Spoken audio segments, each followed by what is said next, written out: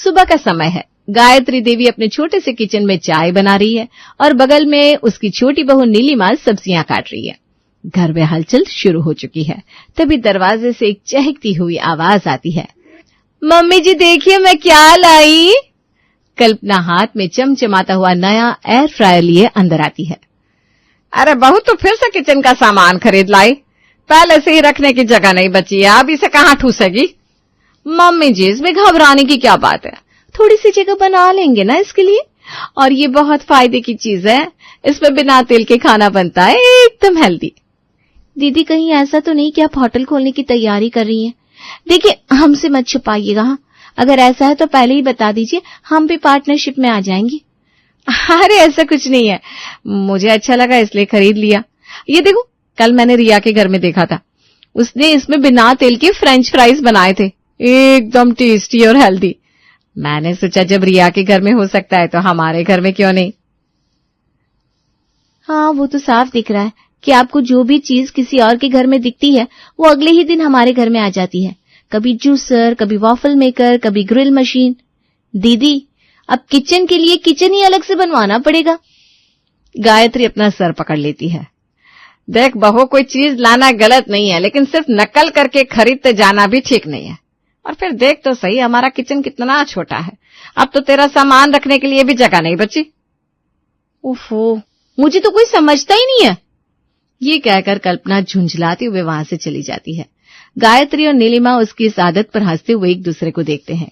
एक हफ्ते के बाद एक दिन कल्पना को अपनी सहेली मीना की बर्थडे पार्टी में जाना होता है। वो तैयार होकर गायत्री के पास आती है। मम्मी जी आज मीना की बेटी का बर्थडे है, उसने बुलाया है, मैं जाऊं? हाँ हाँ जा, पर सही समय से लौट आना, ज्यादा देर मत करना। हाँ मम्मी जी मैं टाइम से आ जाऊंगी घर। ये कहकर कल्पना मीना की बेटी की बर्थडे पार्टी में चली जाती है। मीना ने हाल ही में नया फ्लैट लिया है जो कल्पना के फ्लैट से बड़ा और ज्यादा मॉडर्न है। जैसे ही कल्पना वहां पहुंचती है उसका ध्यान सबसे पहले किचन पर जाता है। मीना का किचन उसके किचन से 2 गुना बड़ा और चमचमाता है। हर चीज करीने से सजी हुई है।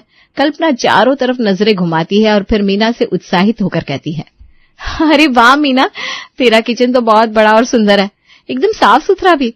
लगता है तूने बहुत मेहनत की है इसे सेट करने में। हाँ बड़ा तो है ही, और इसी वजह से मैंने इसमें कई नए अप्लायंसेस भी फिक्स करवाए हैं।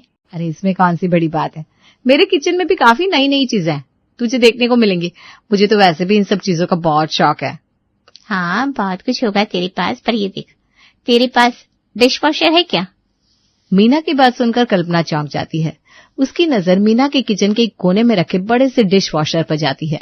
वो हैरानी से उसे देखने लगती है। हैं? ये क्या चीज है? देखने में तो बड़ी भारी भरकम लग रही है। जितना बड़ा दिखता है उतना ही बड़ा काम का भी है। अरे पर ये करता क्या है? अरे इसमें गंदे बर्तन रखो और कुछ ही देर में सारे बर्तन एकदम चकाचक करके निकाल देता है। अरे वाह, फिर तो ये बहुत काम की चीज है। बाकी सब कुछ तो है मेरे किचन में, बस इसी की कमी रह गई थी। कल्पना के मन में अब डिश वॉशर खरीदने की नई लहर उठ चुकी थी। आखिर नकलची जो ठहरी। मीना का किचन देखकर अब उसे अपने किचन का सामान अधूरा लगने लगा था। वो मन ही मन सोचने लगी कि घर जाते ही सबसे पहले ये मशीन खरीदने की तैयारी करनी है। रात का वक्त है जब कल्पना मीना की पार्टी से लौट आई है। पार्टी से लौटने के बाद कल्पना के दिमाग में बस dish washer dish washer dish washer घूम रहा है। जैसे ही वो घर पहुंचती है तुरंत अपने पति प्रेम के पास जाती है जो मोबाइल पर कुछ देख रहा था।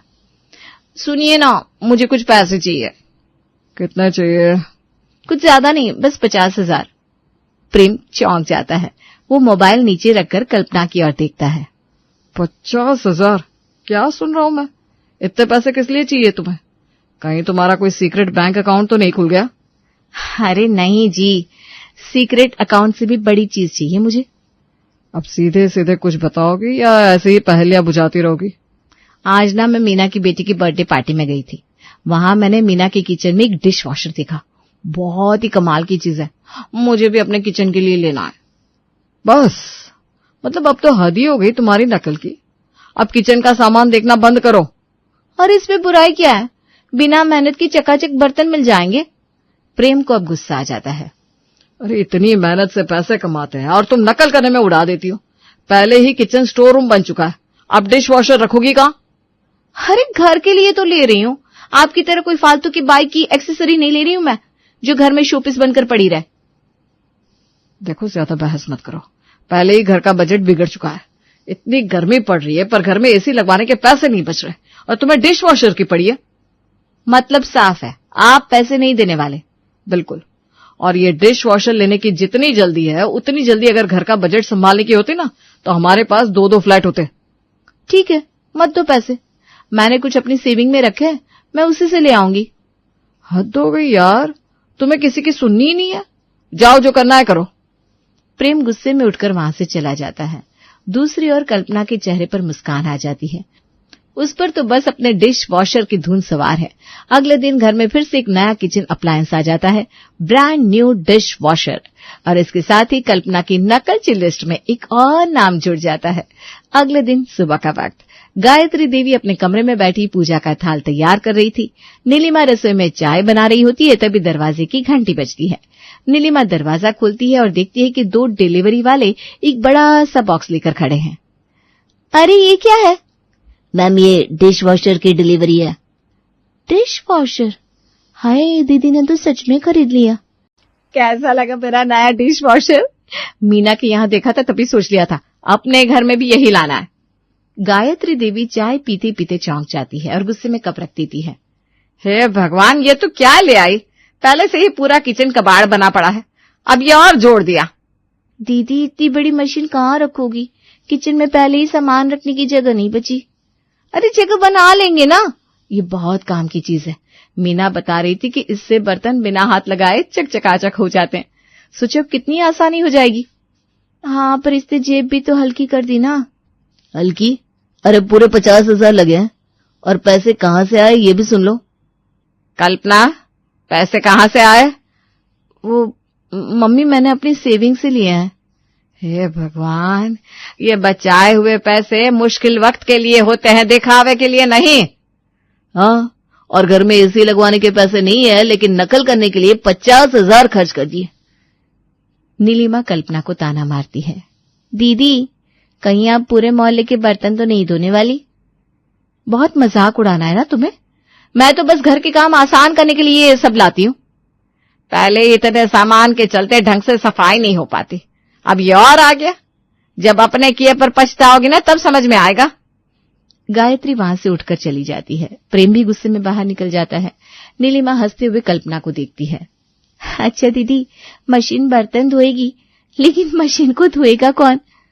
कल्पना चिढ़कर मुंह फेर लेती है और खुद ही किचन में डिश वॉशर के लिए जगह बनाने लगती है।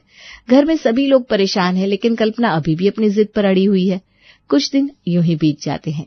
एक दिन सुबह गायत्री देवी हॉल में बैठी थी और कल्पना उसके बगल में बैठी थी। मेरी सहेली बिंदु की तबीयत ठीक नहीं है तो मैं उससे मिलने जा रही हूँ। अरे मम्मी जी, मैं भी चलती हूँ ना। बिंदु आंटी की बहू रीतू मेरी अच्छी सहेली है, आप बिंदु आंटी से मिल लीजिएगा, मैं रीतू से मिल लूंगी।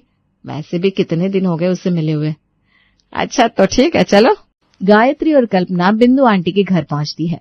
बिंदु आंटी बिस्तर पर लेटी थी और उनकी बहू रीतू उनके पास बैठी थी। जैसे ही वे अंदर आती है, बिंदु आंटी कहती है, अरे गायत्री, आओ आओ, बड़े दिनों बाद आई। हाँ बहन, सुना तेरी तबीयत ठीक नहीं है तो मिलने चली आई। नमस्ते आंटी। हेलो रीतू। नमस्ते बेटा, कैसी हो? हेलो कल्पना, और बता क्या हाल है? बस वही रोज की भाग दौड़। तू सुना, कैसी चल रही है शादीशुदा जिंदगी? रीतू हंस देती है। बिंदु आंटी धीरे से मुस्कुराने लगती है। तभी वो बोल पड़ती हैं, अरे रीतू, जा बेटा, सबके लिए चाय बना ला। जी मम्मी जी।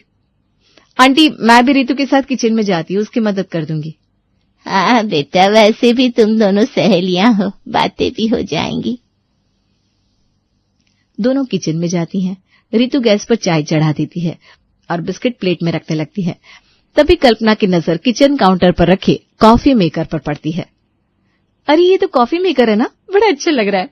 मैंने इसे ऑनलाइन देखा था पर खरीदा नहीं। हाँ यार, मेरे पति को ना कॉफी की लत है, वो चाय पीते ही नहीं, और जब तक घर में रहते हैं हर आधे घंटे में कॉफी चाहिए। रोज रोज गैस पर बनाने की झंझट से बचने के लिए ये ले आई। अब बस बटन दबाओ और झटपट कॉफी तैयार। कल्पना कॉफी मेकर को गौर से देखने लगती है। अरे वाह, मतलब आधे घंटे में 1 कप। हाँ, और इस पे तरह तरह की कॉफी बना सकते हैं, एस्प्रेसो, कैपेचिनो, अमेरिकानो, जो चाहे। ये तो बड़ा काम का निकला। वैसे कितने का पड़ा ये? अरे डिस्काउंट में लिया था तो 10,000 का मिल गया। 10,000 थोड़ा ज्यादा नहीं हो गया? ज्यादा तो है पर काम का है। घर में एक बार कोई ऐसी चीज आ जाए तो उसके बिना रहना मुश्किल हो जाता है। अब तो मुझे खुद इसकी आदत हो गई है। कल्पना सोच में पड़ जाती है। एक ऐसी मशीन जो झटपट कॉफी बना दे, बिना झंझट, बिना मेहनत। रीतु चाय कप में डालने लगती है, लेकिन कल्पना का ध्यान पूरी तरह से कॉफी मेकर पर टिका था। क्या सोच रही है? अरे कुछ नहीं, बस देख रही थी। कितना बढ़िया अप्लायंस है। अच्छा, लग रहा है तेरा भी मन कर रहा है लेने का। हाँ, मतलब अच्छा तो लग ही रहा है, पर प्रेम जी से पूछना पड़ेगा। रीतु चाय और नाश्ता ट्रे में रखकर बाहर ले जाती है। कल्पना भी उसके पीछे पीछे चल देती है, लेकिन उसका दिमाग अब भी कॉफी मेकर में ही उलझा हुआ है। थोड़ी देर बातचीत के बाद गायत्री और कल्पना घर लौट आती हैं। कल्पना मन में सोचती है, थोड़ा महंगा है, लेकिन अगर बहाने से ले लिया जाए तो कुछ तो सोचना पड़ेगा। प्रेम जी तो पैसे देने वाले हैं नहीं। कल्पना पूरी तरह से ठान चुकी थी कि उसे किसी भी हाल में कॉफी मेकर चाहिए। अब बस उसे एक बढ़िया प्लान बनाना है, कॉफी मेकर। अब कल्पना के मन में वही घूम रहा था, अगर रीतु के घर में हो सकता है तो मेरे घर में क्यों नहीं। उसने तय कर लिया था कि बिना किसी को बताए ये मशीन घर ले आएगी। अगले दिन कल्पना ने गायत्री देवी से बहाना बनाया कि उसे बाजार से सब्जियां लानी है, लेकिन असलियत में वो सीधे इलेक्ट्रॉनिक्स की शॉप पर जा पहुंची। दुकानदार उसे देखकर मुस्कुराया। मैडम, फिर से कोई नया किचन अप्लायंस चाहिए? हाँ भाई साहब, इस बार एक अच्छा सा कॉफी मेकर दिखाओ ना। दुकानदार ने उसे तरह तरह के मॉडल दिखाए। आखिर उसने सबसे महंगा और स्टाइलिश मॉडल पसंद किया। ये पैक कर दो, और हाँ, बिल थोड़ा कम करके बनाना। मैडम, इतनी बार डिस्काउंट मांग चुकी हो, लगता है घर वाले डांटते होंगे। हाँ, लेकिन इस बार किसी को पता ही नहीं चलेगा। कल्पना बड़ी सावधानी से कॉफी मेकर का डिब्बा छिपाते हुए घर आई और मौका देखकर इसे किचन में सेट कर दिया, लेकिन नीलिमा की नजर उस पर पड़ गई। दीदी, अब ये नया बक्सा क्या है? कुछ नहीं, एक छोटी सी चीज है बस। कहीं फिर से नया किचन अप्लायंस तो नहीं खरीद लाई? अरे नहीं, ये तो एक छोटा सा कॉफी मेकर है। तभी गायत्री देवी आ जाती है। नीलिमा झट से बोल पड़ती है, मम्मी जी देखो, दीदी फिर से एक नया तमाशा ले आई। अरे अब ये क्या उठा लाई? मम्मी जी देखिए, इस बार ना बहुत सोच समझकर खरीदा है मैंने। ये कॉफी मेकर है जिससे हम झटपट गर्मा गर्म कॉफी बना सकते हैं। काफी? लेकिन हमारे घर में तो कोई कॉफी पीता ही नहीं। हाँ दीदी, हमारे घर में तो चाय का रिवाज है। ये मेहमानों के लिए लाई हो क्या? इतने में प्रेम भी घर आता है। गायत्री गुस्से में थी। अब क्या नया बखेड़ा हुआ? अरे तेरी बीवी इस बार कॉफी बनाने की मशीन उठा लाई है। क्या? लेकिन हमारे घर में तो कोई कॉफी पीता ही नहीं है, पर ये मशीन किसके लिए लाई?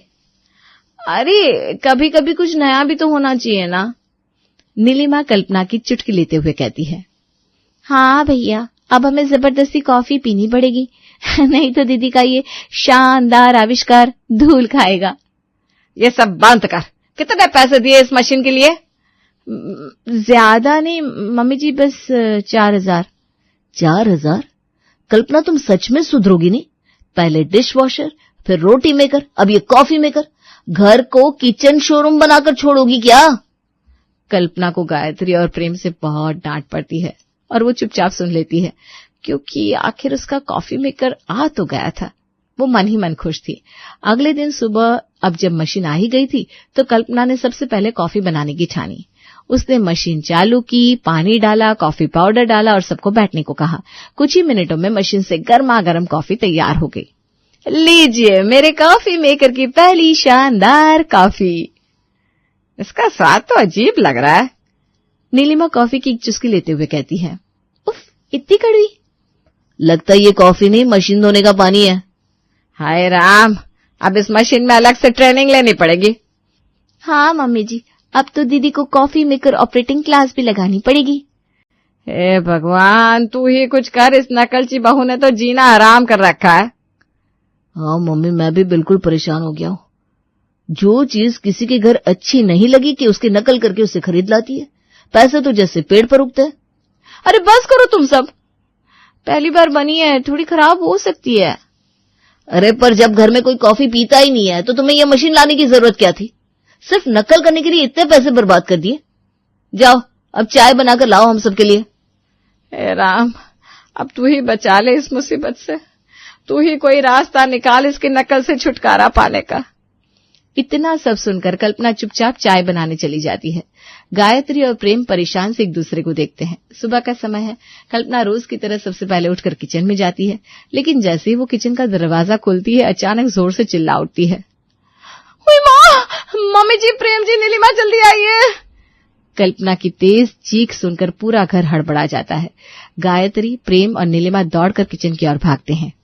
अरे क्या हुआ कल्पना, इतनी डरी हुई क्यों है? और इतने जोर से चिल्लाने की क्या जरूरत थी? दीदी, कहीं भूत प्रेत तो नहीं देख लिया? वैसे बेचारे भूत भी इस किचन में आने से डरेंगे, उनके लिए भी जगह नहीं बची होगी ना। गायत्री नीलिमा को घूरती है, फिर कल्पना की ओर देखती है। नीलिमा चुप हो जा, तुम बताओ कल्पना क्या हुआ? मम्मी जी, किचन में बहुत सारे चूहे और कॉकरोच हो गए। मैं अभी अभी अंदर गई थी, एक बड़ा सा चूहा मेरे पैर के ऊपर से गुजर गया, डर के मारे मेरी चीख निकल गई। गायत्री का चेहरा गंभीर हो जाता है। प्रेम गहरी सांस लेकर माथा पकड़ लेता है और नीलिमा हंसने लगती है। दीदी, आज समझ में आया ना कि जरूरत से ज्यादा चीजें घर में भरने का क्या नतीजा होता है। लगता है इन चूहों ने भी आपके गैजेट्स को अपग्रेड कर लिया है। नीलिमा, ये मजाक का वक्त नहीं है। और कल्पना, ये तो होना ही था। जब किचन को स्टोर रूम बना दिया जाएगा तो सफाई कहां से होगी? गंदगी होगी तो चूहे और कॉकरोच तो आएंगी। बिल्कुल सही कहा मम्मी ने। कल्पना, ये सब सिर्फ तुम्हारी वजह से हुआ है। इतनी तो किचन में जरूरत भी नहीं थी जितना सामान तुमने जमा कर दिया। कल्पना झेंप जाती है, लेकिन फिर भी अपनी सफाई देने की कोशिश करती है। पर मम्मी जी, मैं क्या करूं? जब भी मुझे कोई नई चीज अच्छी लगती है तो दिल करता है हमारे किचन में भी होनी चाहिए। इसमें बुरा क्या है? बुरा यह है कि घर दिखाने के लिए नहीं, रहने के लिए होता है। हर चीज की एक सीमा होती है। और हाँ, अब तो किचन में खाना बनाने की जगह कम पड़ने लगी है। कहीं ऐसा ना हो एक दिन हमें खाना बनाने के लिए बर्तन भी बाहर रखना पड़े। कल्पना, समझने की कोशिश करो। हर चीज खरीदना अच्छा नहीं होता, खास करके तब जब वो ना तो अपने काम की हो ना ही उसके लिए घर में जगह हो। इन तमाम गैजेट्स ने सफाई मुश्किल कर दी है। और देखो, अब ये चूहे और कॉकरोच हमारी रसोई में कब्जा जमा चुके हैं।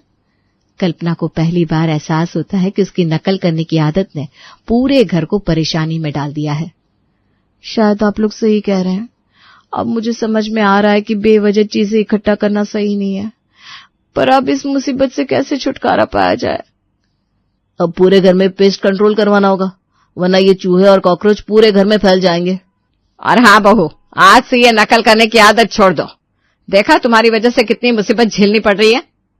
अच्छा ये बताइए, इतने सामान का आप क्या करेंगे?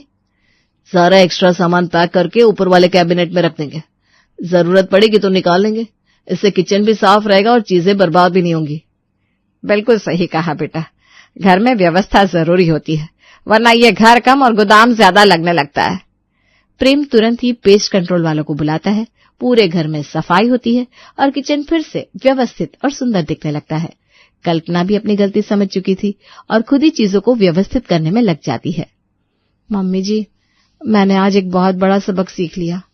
आज से मैं सिर्फ वही चीजें खरीदूंगी जो हमारे घर और किचन के लिए जरूरी होंगी। बेवजह की चीजों से अब दूरी बनाकर रखूंगी। वाह दीदी, बहुत अच्छा फैसला। चलो अब तो घर फिर से साफ सुथरा और व्यवस्थित दिखने लगेगा। शाबाश बहू, यही समझदारी घर को सही तरीके से चलाने में मदद करती है। सबके चेहरे पर मुस्कान आ जाती है। कल्पना अब पूरी तरह बदल चुकी होती है और घर में सब कुछ पहले की तरह व्यवस्थित हो जाता है।